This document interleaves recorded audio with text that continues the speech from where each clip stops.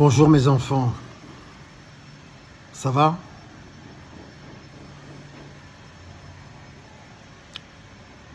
Moi ça va super bien. Chaque jour de mieux en mieux. Pourquoi?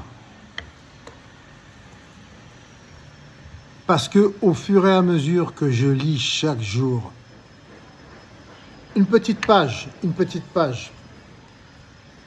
du Nouveau Testament, ce que les Juifs n'ont pas, malheureusement, et ce que les musulmans n'ont pas non plus, malheureusement. Je vais essayer de vous le transmettre comme je peux, car je ne suis pas un scientifique. Je fais juste marcher mon cerveau. Voilà. J'essaye absolument de comprendre ce qui est écrit entre les lignes. Et je m'aperçois, en connexion avec ce que j'étudie au niveau des sciences, notamment la physique quantique, mais pas que. Je m'aperçois encore, là, je viens de regarder une vidéo sur TikTok. Il y a des choses intéressantes sur TikTok. Il n'y a pas que des...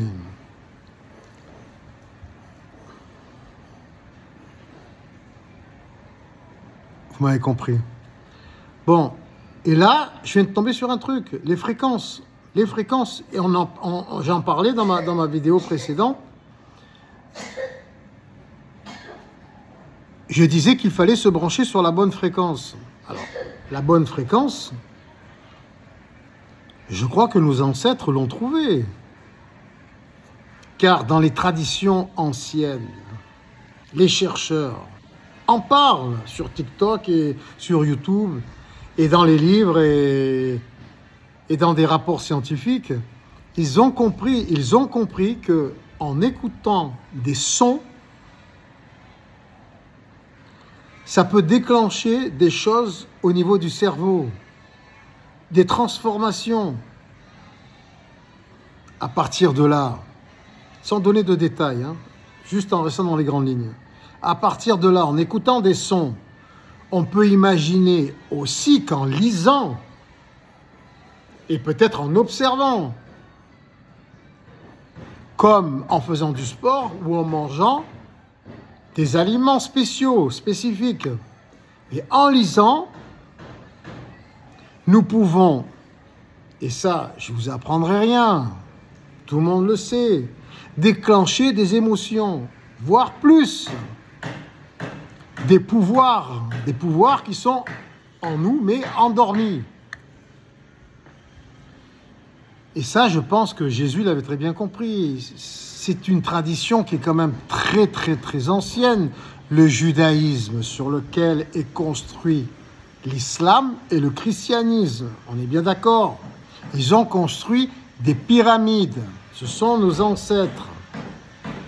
Peu importe si ce sont des Juifs, des Mayas, des Aztèques, des Africains, des Asiatiques, des humains venus du Grand Nord, peu importe. L'essentiel, c'est qu'ils nous l'ont transmis. Ils nous ont transmis leur culture, leur savoir, à travers plein de choses, plein de choses différentes, et notamment, en ce qui me concerne, le Nouveau Testament, mais l'Ancien aussi. Alors, que devons-nous retenir de cette science par l'écriture et en ce qui nous concerne, par la lecture, qui est censée nous déclencher des pouvoirs, tant qu'à faire, divins, des pouvoirs incommensurables, de création. Alors, en ce qui nous concerne, comme je disais dans une vidéo précédente, nous rendons sacré Abraham, malgré qu'il eut des rapports avec sa servante, comme si moi j'étais marié et j'avais des rapports sexuels avec ma babysitter. Donc nous rendons sacré Abraham. Après, il a chassé sa servante avec ses enfants. Et voilà, on ne sait pas ce que ça a donné. Ça a donné des enfants rejetés. Bon. Sans parler de Babylone. Babylone, si j'en crois ce qui est écrit dans l'Ancien Testament, ce sont des Juifs, des mauvais Juifs,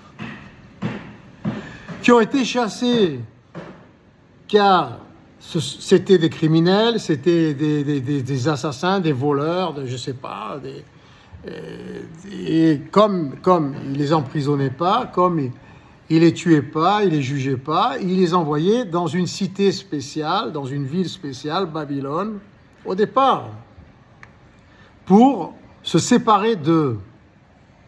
Et on peut imaginer que, voilà, entre la servante d'Abraham, plus Babylone et plus encore plein de choses, on peut imaginer que les Juifs sont devenus musulmans, comme ils ont pu devenir chrétiens pour différentes raisons. En l'occurrence, en ce qui nous concerne, c'est le christianisme. Et le christianisme, apparemment, c'est une compréhension de Jésus supérieure à celle des compréhensions, à celles précédentes qui sont mentionnées dans l'Ancien Testament, qui fait que nous arrêtons, nous stoppons une chaîne de reproduction de schémas néfastes pour nous. Bien sûr, si on prend en considération Abraham, alors que personne ne lui a dit, tout est dans sa tête. Et c'est pas faux. Dans notre tête, nous sommes en connexion avec d'autres particules élémentaires originelles, elles-mêmes en connexion avec l'intelligence cosmique et céleste, qui constitue l'univers, qui circule dans les univers, dans toutes les dimensions. En l'occurrence, en ce qui nous concerne, c'est dans notre vie quotidienne, cette intelligence cosmique nous habite, nous traverse, et nous sommes en connexion avec elle, avec notre esprit. Lorsque nous rêvons, nous imaginons, lorsque nous pensons, lorsque nous méditons. Voilà. Donc, pour revenir encore à Abraham, dans sa tête, ou qu'il ait créé devant lui une voix qui lui parlait, ou un buisson ardent qui ne se consume pas, comme Moïse, nous pouvons considérer que c'est nos propres créations à tous, mais là, individuellement, à travers Moïse, à travers Abraham, avec leurs erreurs, car ils étaient aussi humains. Et nous pouvons dire que l'erreur est aussi divine, cosmique, céleste. Voilà, cosmique, c'est ce qui est visible, et céleste, c'est ce qui est invisible. Les images de notre imagination, de nos pensées. Voilà. Donc, que pouvons-nous retenir?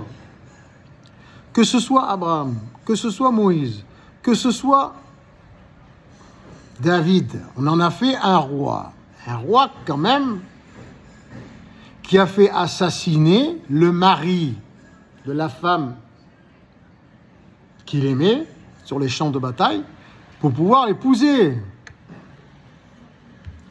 C'est tordu quand même, c'est tordu de la part d'un roi. Salomon,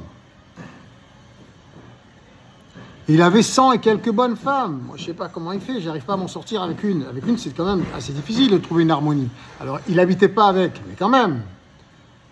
Il n'habitait pas avec, mais quand même. Et c'est là où on se demande, est-ce qu'il ne faisait pas tous ces efforts pour trouver des solutions à tous les problèmes du monde entier, pour recevoir des cadeaux, pour pouvoir entretenir toutes ces femmes?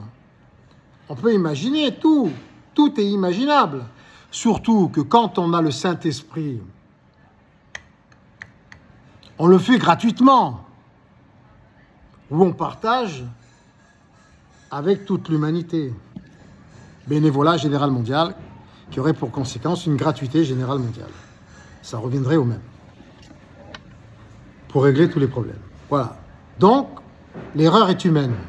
Pour tous, mais même Jésus. Mais Jésus, à chaque fois que je veux en arriver à Jésus, à chaque fois je me dis, mais Jésus, je me dis, quand il rentre dans le temple et qu'il dit, vous faites du commerce dans la maison de mon père. Je me dis, mais la maison, Je l'ai dit dans une vidéo précédente, la maison de mon père, quelle maison? Est-ce que Dieu il a besoin d'une maison? Est-ce que l'esprit cosmique intelligent qui manage, qui dirige tous les univers, le cosmos, est-ce qu'il a besoin d'une maison? C'est la maison. Nous sommes dans sa maison. Nous sommes la maison. Nous sommes tous interconnectés.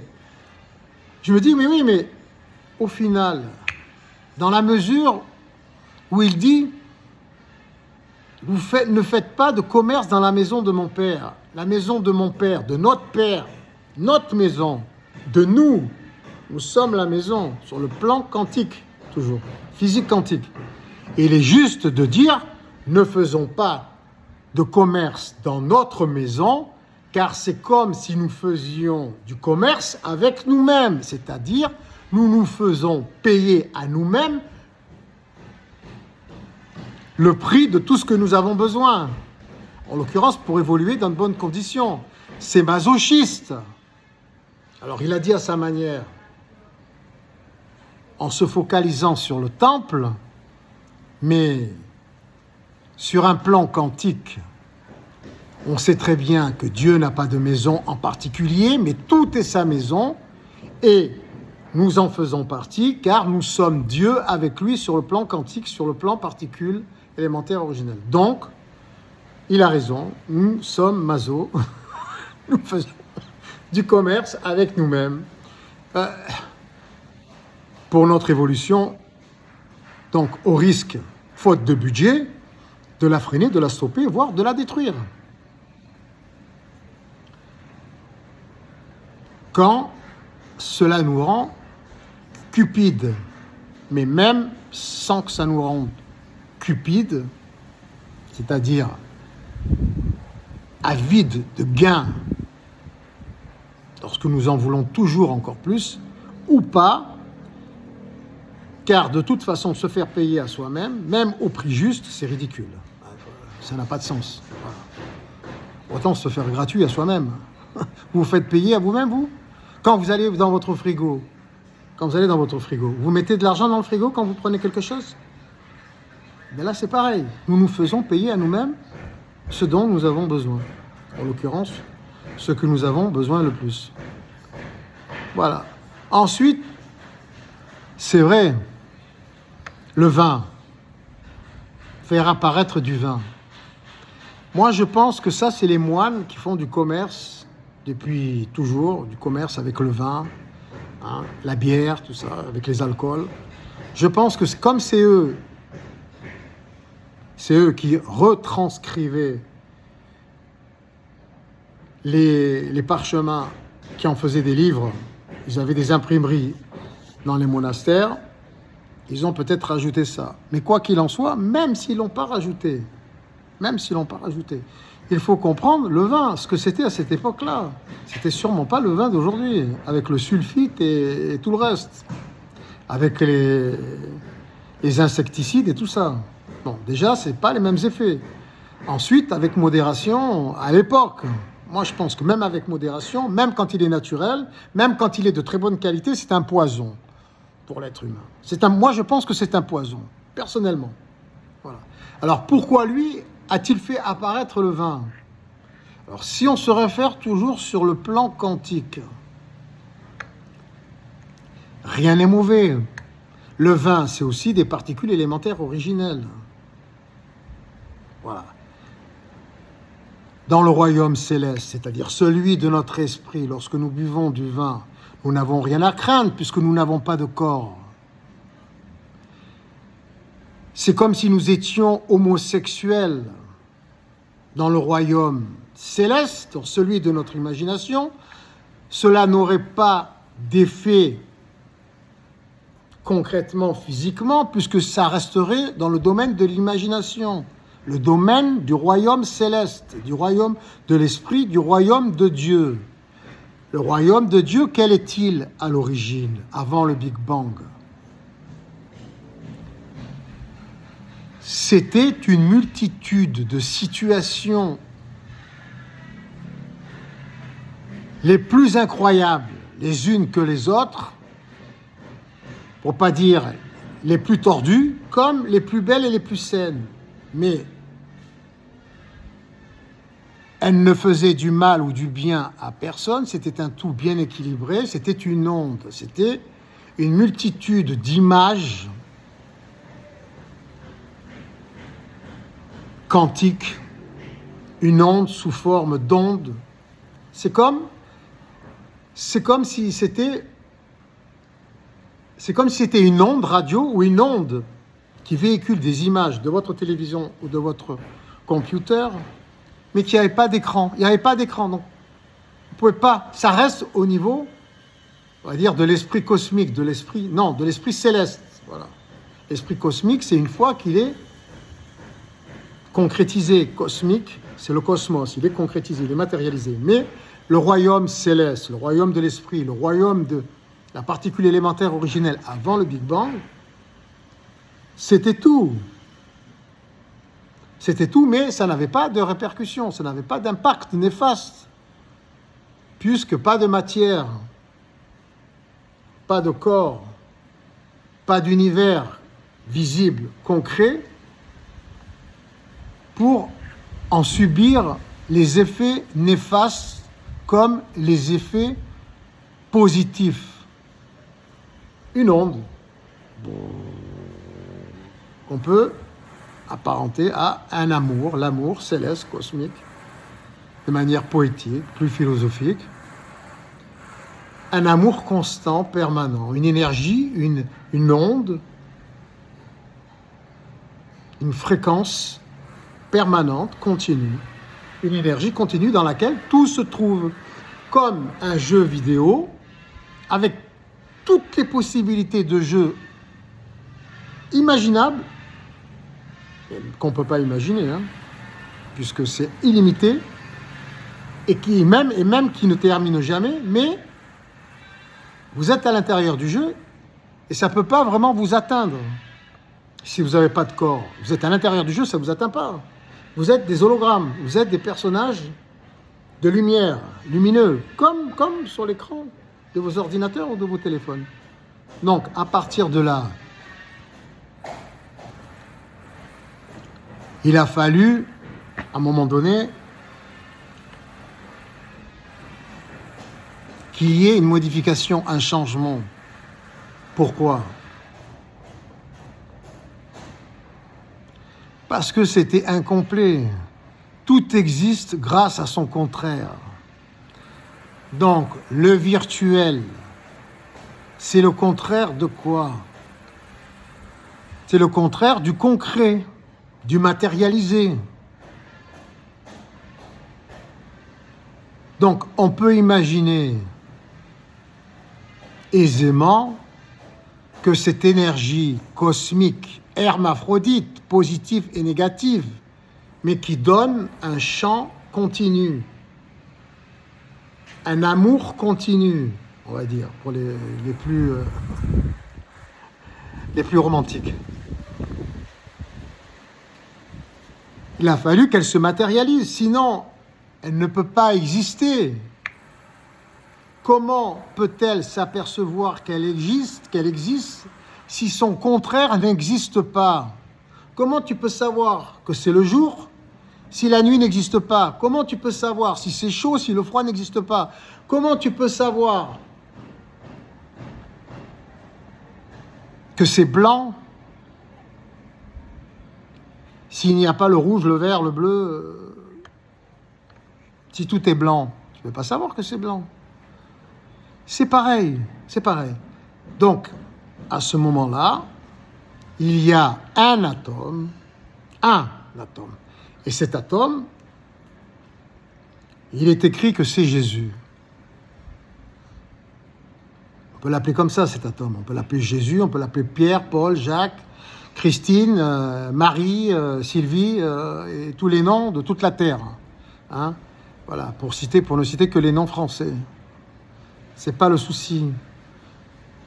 Où je veux en venir, c'est que chacun peut représenter, j'allais dire cet électron. Chacun peut représenter cet atome qui s'est rebellé. Comme nous nous rebellons tous contre les injustices, comme Jésus, comme Sûrement Abraham, comme Moïse, Moïse, vous savez que Moïse, il a tué quelqu'un. C'est un assassin quand même, que vous le vouliez ou pas. Il a tué un homme qui faisait du mal aux Juifs qui étaient en train de construire les pyramides. Lui qui était égyptien, il a défendu le Juif qui se faisait maltraiter par cet Égyptien et il l'a tué. C'est un meurtrier quand même. Bon, c'est pas là où je veux en venir. Mais bon, pour dire, personne n'est parfait. Il n'y a que Jésus quand même, j'arrive pas à lui trouver des défauts. J'arrive pas. J'arrive toujours à lui trouver une bonne raison. Parce que quand même, il n'avait pas de femme, il n'y avait pas de sexe, parce que le sexe, c'est quand même très primitif. Ah, il était virulent, hein. Il était virulent. Il s'est battu contre les injustices. Ah, il n'a pas écouté sa mère. Ah, ça, on va en revenir. Il n'a pas écouté sa mère et son père. Il est parti. 3 jours, 4 jours, je ne sais plus combien. On ne savait pas où il était. Non, il n'est pas parfait. Mais il est quand même à un niveau... pas mal déjà. Mais on peut le surpasser, hein, tout le monde. C'est le but, c'est son but quand on lit les Écritures, le Nouveau Testament, que les musulmans, malheureusement, n'ont pas. Mais on peut leur transmettre. Je pense qu'au travers des sciences, c'est plus pratique. Au moins, le but, là, on voit bien, c'est clair, c'est pas de réprimander, c'est pas de choquer, c'est pas de se moquer, c'est pas de critiquer, mais c'est de trouver un terrain d'entente qui est, à mon avis, le mieux, c'est le terrain de la physique quantique. Voilà. Donc, Jésus n'était pas parfait, mais quand même à un sacré niveau. En tout cas, mieux que Mahomet. Mahomet, c'était un guerrier. Donc, un guerrier, on l'a dit. Un guerrier, même s'il avait de bonnes intentions, même s'il avait quand même des qualités, comme nous tous, même comme Jésus. Jésus n'était pas parfait à 100%. Il a même dit à la fin, il a dit, Père, pourquoi m'as-tu abandonné? Si tu es en connexion permanente avec cette notion d'unité avec l'univers, avec Dieu, tout ça, tu ne le fais pas. À moins que tu veuilles mourir volontairement. Et tu le dis toi-même, je ne suis plus en connexion avec moi-même, avec mon univers, avec notre univers, car nous sommes une unité. Et là, nous mourrons. Nous mourrons temporairement, car il est revenu en être virtuel, en hologramme vivant, sensitif. Ne l'oublions pas. Pour en revenir à Mahomet, c'est un humain comme nous. Il est aussi sacré que nous tous. Et il a son importance pour les bons exemples comme les mauvais. Et comme Jésus, c'est pareil. Comme tous. Chacun à son niveau. À des degrés différents. Bien entendu, Mahomet, on ne peut pas, même s'il avait des qualités, on ne peut pas dire qu'au niveau spirituel, ce soit le top. Parce qu'un guerrier, ça voudrait dire qu'il a tué des parties de son corps quantique, de son corps universel. Comme Poutine, comme les Ukrainiens, comme les Israéliens, comme les Iraniens, comme le Hamas, comme tous, comme nous, hein, comme les prisonniers, comme ceux qui sont en prison et qui ont commis des crimes, qui ont volé, qui ont menti, qui ont manipulé, qui ont fait ceci, qui ont fait cela, tout ce qui est négatif aux yeux de notre loi. Voilà, donc nous l'avons fait à nous-mêmes, puisque nous sommes unité. Et en ce qui concerne Mahomet, le fait d'avoir été un guerrier, ce n'est pas le meilleur exemple. Il y en a d'autres, des meilleurs en ce qui concerne Mahomet, mais celui-là, ce n'est pas le meilleur. Et se marier avec une fille de 3 ans, moi, je ne vois pas marier ma fille de 3 ans. Alors, c'est sûrement la culture de l'époque. Voilà. Ensuite, consommer avec une fille de 9 ans, bon, que ce soit passé, que cela eut lieu ou pas, là, voilà. Donc, on sait très bien, les musulmans le savent, que ce n'est pas une bonne chose. À moins d'être détraqué. Mais en étant détraqué, pourquoi est-on détraqué? Sur le plan quantique, si nous sommes des particules élémentaires chargées d'informations, quelles sont les informations que nous avons reçues pour programmer le disque dur? celui-là. Voilà. Si les informations sont mauvaises, le disque dur sera mauvais et le comportement humain sera mauvais. Donc nous devons, selon la physique quantique, selon le fait que nous faisons qu'un sur le plan particule élémentaire originel, nous devons faire chacun le ménage dans nos religions, quelles qu'elles soient, et trouver un terrain d'entente qui est celui de la physique quantique, qui veut, par conclusion, que nous avons tous le même intérêt.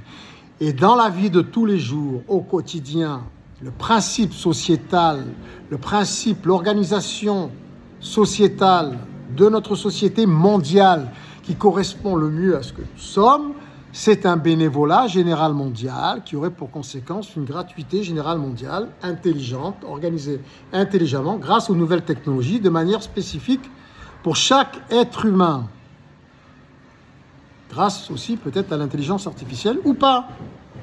Voilà. Donc, une fois que nous savons tout ça,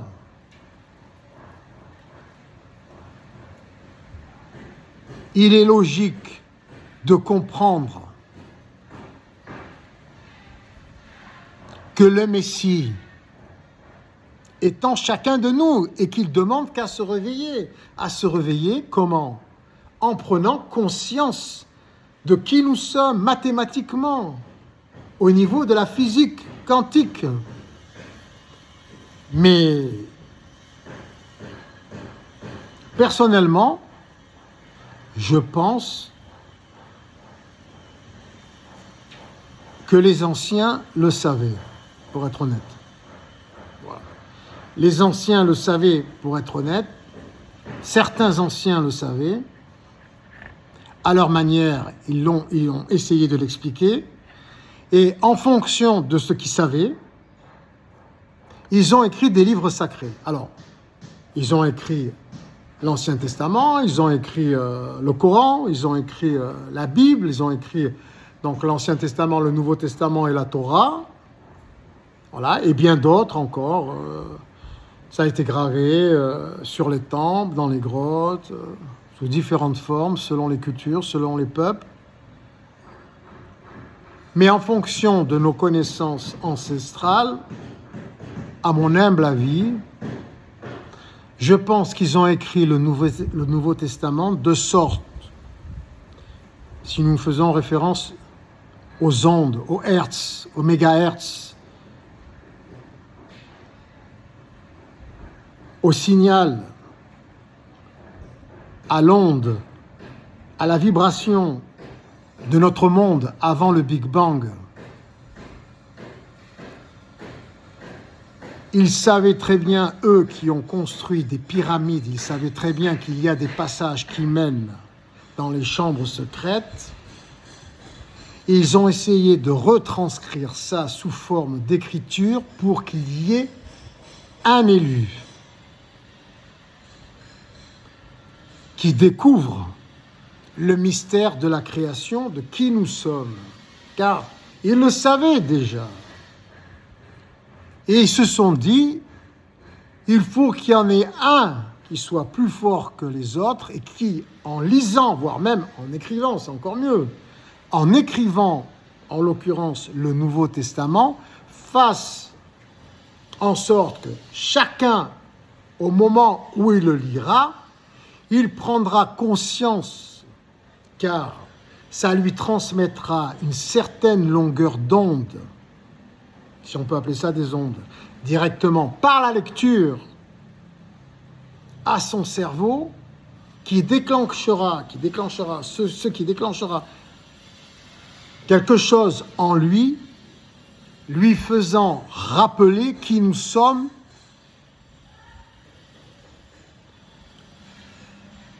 depuis le commencement, c'est-à-dire d'avant même le Big Bang. Ce qu'on appelle une révélation mystique. Voilà. Donc, Jésus et les apôtres ont très bien compris le système. Ils en ont parlé ensemble. Il y avait des scribes, c'est des écrivains, des mecs qui étaient super fortiches.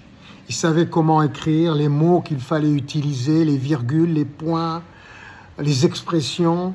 du fait que quand nous nous mettons à lire certains textes, quelque chose se déclenche à l'intérieur de nos esprits et de nos cerveaux. Et en l'occurrence, avec le Nouveau Testament, nous comprenons qui nous sommes. Nous sommes unité avec Dieu. Nous sommes Dieu sous forme humaine, mais il est là, lui, dans sa totalité, cet esprit cosmique. Nous sommes des membres de son corps cosmique, matérialisé sous forme humaine. Il est là pour nous protéger. Voilà. Mais en sachant qui nous sommes à la manière de Jésus-Christ, car il est écrit que nous le sommes tous. Du fait que nous prenons conscience que nous le sommes tous, cela fait de nous des rois. Ah, on est des rois, mais aussi des membres du corps cosmique et céleste. Par rapport, céleste, c'est immatériel, c'est nos pensées, à l'intérieur de nos pensées, que nous essayons, comme avant le Big Bang, qui s'est matérialisé, le royaume de Dieu que nous essayons, nous, donc, d'abord nous l'avons ici, le paradis, nous essayons de le construire concrètement dans ce monde, dans ce nouveau monde matérialisé par l'esprit cosmique, l'univers matérialisé. Nous essayons de le concrétiser ici. Alors, c'est pas avec l'organisation sociétale actuelle qui crée des injustices que nous y arriverons, car nous serons tout le temps en conflit avec nous-mêmes. Nous sommes en conflit avec nous-mêmes. Voilà.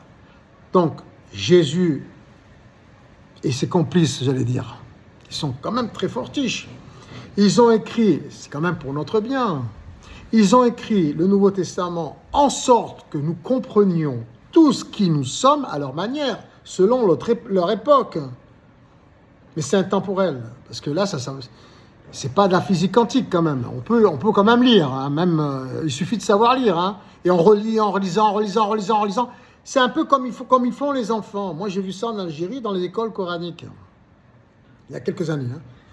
Comme ça, 5 ans, 6 ans. Ils avaient les yeux qui se révulsaient, tout ça. Ils apprenaient le Coran par cœur. Alors, moi, je ne sais pas ce qu'ils apprenaient. Moi, j'ai lu le Coran. J'ai lu une page, je l'ai vite refermé. Alors, imaginons ce qu'on insère dans le cerveau d'un enfant de 5 ans et de 6 ans. J'espère que c'est la même chose que Jésus essaye de nous inculquer pour que nous prenions conscience que nous sommes Dieu, nous sommes amour, nous avons tout intérêt à être solidaires les uns et les autres, que ce soit musulmans, juifs, hindous, bouddhistes, tous les autres. Nous avons tous intérêt à être solidaires et créer une société basée sur le bénévolat général mondial, dans notre intérêt à tous. Parce que si on insère dans un gosse de 5 ans, 6 ans, des choses qui sont néfastes, qui disent ceux qui ne sont pas comme nous, il faut les tuer, ou ceux qui ne sont pas comme ceci, il faut leur faire cela, waouh, ça va pas dans le sens de la prise de conscience et du respect de qui nous sommes, tous. Donc, c'est pour ça que je vous dis, autant il peut y avoir des choses qui sont néfastes dans l'Ancien Testament, autant il peut y avoir des choses, puisque nous l'avons tous en commun avec les Juifs et avec les musulmans et les chrétiens, il peut y avoir des choses néfastes comme des choses qui sont bonnes. À nous de faire le tri, le ménage. Il est juste. Rien n'est faux, en fait. Tout est juste. Sur le plan céleste, puisque nous ne pouvons pas, lorsque nous ne sommes pas encore matérialisés, nous faire du mal, que nous soyons pédophiles, Hitler, homosexuels, voleurs, assassins, là-dedans. Ça ne nous touche pas vraiment, puisque ça reste virtuel. Mais il y a quand même un danger si c'est matérialisé. C'est pour ça qu'il est nécessaire, dans ce nouveau monde, d'avoir des règles. Et quelles sont ces règles ? Les règles sont celles que nos ancêtres nous ont laissées en témoignage parce qu'ils ont eux-mêmes expérimenté les choses qui nous faisaient du mal. Alors, quels sont ces ancêtres et quels sont les bons enseignements de ces ancêtres? Quand on fait référence, encore une fois, à la physique quantique, nous pouvons très bien faire le tri nous-mêmes. Des bons enseignements, des bons enseignants et des mauvais. Alors, il y a du bon et du mauvais à prendre chez tout le monde. Il suffit de bien l'interpréter, ne pas suivre les mauvais exemples de David, de Salomon, de Moïse. Non, Moïse a tué. C'est pas bien. Il a fait de très grandes choses, très belles choses. Mais il a quand même assassiné un membre de notre famille égyptien, qui était un tortionnaire peut-être, c'est sûr. Mais il a quand même tué. Voilà. Donc, l'Ancien Testament, le Coran, la Torah, c'est une succession de mauvaises choses qui se sont produites et que nos ancêtres nous conseillent, quand on sait le lire, à ne pas suivre, surtout pour éviter les problèmes, les mauvaises émotions, et surtout, pour éviter de ne plus être sur la mauvaise fréquence générale. Car lorsque nous commettons l'homosexualité, la pédophilie, le vol, le meurtre, le mensonge, cela a des répercussions sur tous les atomes de toute l'humanité, voire même de tout l'univers, de Dieu, puisque nous sommes unité, nous sommes son corps. Donc après, ne me parlez pas du voile, est-ce bien ou mauvais? Le voile en soi, ça n'a pas d'importance, juste que ça empêche les cheveux de respirer quand même. Bon, après la peau aussi, avec les vêtements, dans l'absolu, on ferait mieux d'être tout nu. Voilà. Si nous avons des bonnes pensées dans le royaume céleste, parce que dans le royaume cosmique, cela a des mauvaises répercussions. Donc il est bien de faire le ménage dans le royaume céleste pour pouvoir, à la limite, pour l'instant c'est difficile, créer, grâce aux sciences, un corps égal à celui d'avant le Big Bang, c'est-à-dire hologramme sensitif humain, comme Jésus quand il a ressuscité et qu'il est revenu, temporairement, avec les apôtres, et qu'il a dit « ne me touchez pas ». Forcément, si on le touchait à cette époque-là, on aurait cru que c'était un fantôme, tout le monde aurait eu peur. C'était un être de lumière, comme nous le serons grâce à nos sciences, grâce à la maîtrise de la particule élémentaire associée à l'intelligence artificielle. Mais n'allons pas trop loin. Donc, le voile, ça n'a pas vraiment d'importance. Ce qui compte, c'est de se respecter les uns et les autres, et de se respecter soi-même, de nous rendre la vie plus facile, en sachant que nous avons encore des pulsions lié à ce royaume cosmique, c'est-à-dire qui apprend à se connaître et qui va vers une construction du royaume céleste sur la terre. Mais en attendant, nous nous heurtons quand même à des choses qui sont quand même bestiales. Nous n'en sommes plus à la préhistoire, mais quand même, il y a encore des étapes à franchir avant d'être des hologrammes vivants, sensitifs. Et là, nous pourrons faire ce que nous voudrons. Nous n'aurons plus rien à craindre, mais croyez-moi,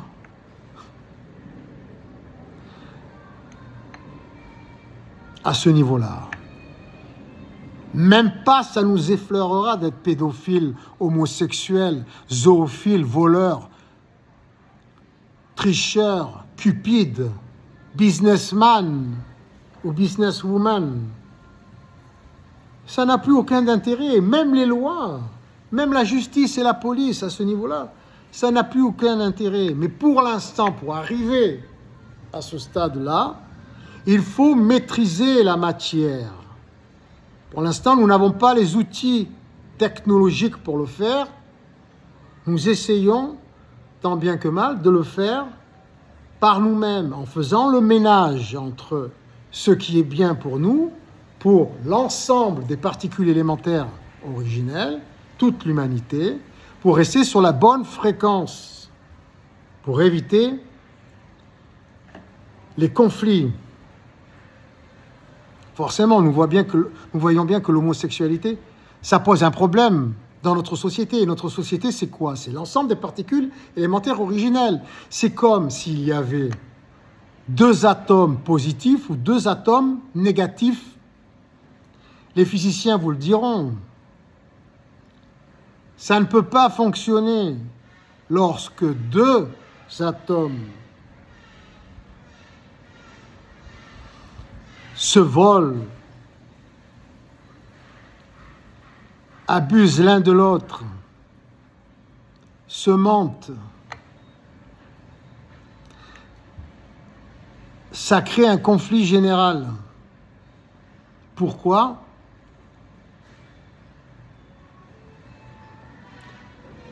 Parce que ce qui est valable dans le royaume céleste n'est pas valable dans le royaume cosmique, notre société actuelle. Parce que l'homosexualité, la pédophilie, la zoophilie n'existe pas. Ça n'a aucun intérêt. Donc, nos atomes s'en souviennent et nous disent non, ce n'est pas bien, ça nous fait du mal, car lorsque nous étions une onde céleste, un royaume céleste à l'image de notre imagination qui est illimitée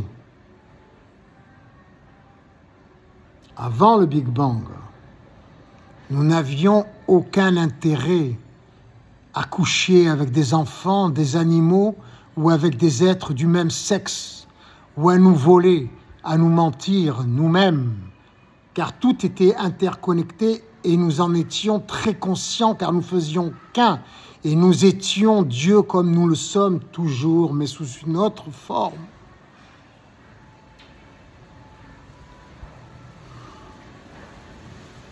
Bon, je ne sais pas si vous m'avez suivi. Voilà.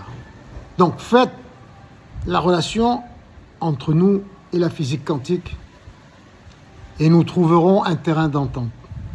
Et le terrain d'entente, concrètement, physiquement, matériellement, dans la vie de tous les jours, c'est un bénévolat général mondial qui aurait pour conséquence une gratuité générale mondiale pour que nous puissions plus être limités par des budgets, pour nous instruire sur ce que nous sommes et ce que nous avons à faire et comment le faire, et quelle méthode spécifique utiliser pour chacun d'entre nous, pour que nous puissions être tous épanouis et que nous n'ayons plus envie d'être homosexuels, pédophiles, zoophiles, pour ceux qui en ont envie, qui pensent. Voleurs, menteurs, pollueurs, dictateurs, guerriers. Voilà. Car nous le sommes avec nous-mêmes. Et nous sommes Dieu. Nous sommes tous des reines et des rois. Nous sommes tous des Christ.